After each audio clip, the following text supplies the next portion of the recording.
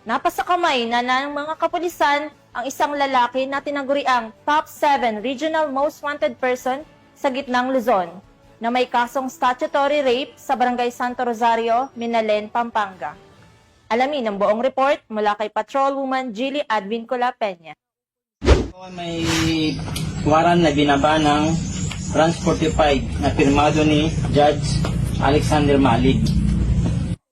Isang malaking tagumpay laban sa kriminalidad ang naitala ng Pampanga Police Provincial Office sa ilalim ng matatag na pamumuno ni Police Colonel Eugene M. Marcelo, Provincial Director, matapos maaresto ang tinaguriang top 7 regional most wanted person dahil sa kasong statutory rape sa isinagawang manhunt operation sa Barangay Santo Rosario, Minalin, Pampanga nito lamang ika-2 ng Setyembre taong kasalukuyan.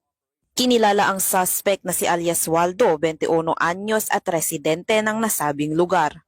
Ang operasyon ay pinangunahan ng Minalin Municipal Police Station katuwang ang 302nd Regional Mobile Force Battalion 3, Provincial Intelligence Unit Pampanga, Regional Intelligence Unit 3 at ng Pro 3 Cyber Patroller na gumamit ng makabagong digital surveillance at social media monitoring upang matunton ang kinaroroonan ng suspect.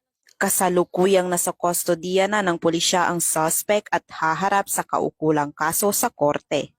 Patuloy ang Pampanga PNP sa kanilang panata na maghatid ng hustisya para sa mga biktima ng krimen at tiyakin ang kaligtasan ng bawat mamamayan sa gitnang Luzon.